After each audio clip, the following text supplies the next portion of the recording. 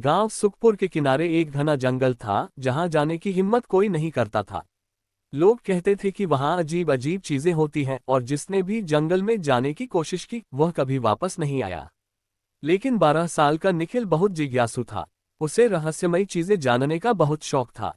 एक दिन निखिल की बकरी जंगल में भाग गई। बकरी को बचाने के लिए वह बिना सोचे समझे जंगल में घुस गया। अंदर का नजारा बिल्कुल अलग था, लंबे लंबे पेड़, अजीब आवाजें और घना अंधेरा। चलते चलते वह एक पुरानी गुफा के पास पहुंच गया। गुफा के अंदर उसे एक पुराना दीपक दिखा जो धूल से भरा था। जैसे ही उसने दीपक को उठाकर साफ किया, अचानक चारों ओर तेज रोशनी फैल गई और एक जादुई जिन प्रकट हुआ। जिन ने कहा, मालिक, आपने मुझे आजाद किया है, अब मैं आपकी 3 इच्छाएं पूरी करूंगा। निखिल बहुत उत्साहित हो गया। वह सोचने लगा कि क्या मांगे। लेकिन तभी उसे गांव के हालात याद आ गए। गांव में पानी की कमी थी, फसलें सूख रही थीं और लोग गरीब थे।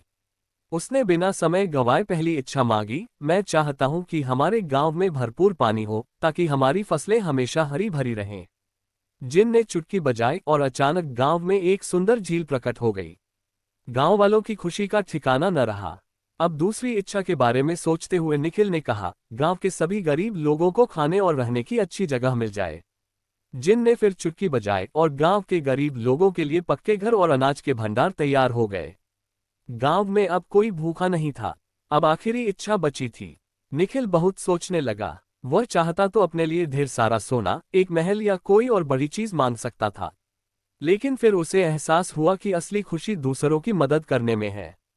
उसने जिन से कहा, मैं चाहता हूं कि ये दीपक फिर से जंगल की गुफा में चला जाए ताकि कोई लालची व्यक्ति इसका दुरुपयोग न कर सके। जिन मुस्कुराया और कहा, तुम बहुत बुद्धिमान और नेकदिल लड़के हो निखिल। तुमने खुद के लिए कुछ नहीं मांगा बल्कि दूसरों की भलाई के बारे में सोचा।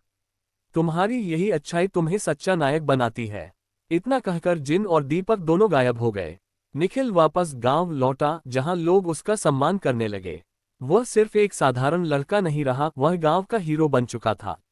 गांव अब खुशहाल था, फसलें लहलहा रही थीं और लोग आनंद से जी रहे थे।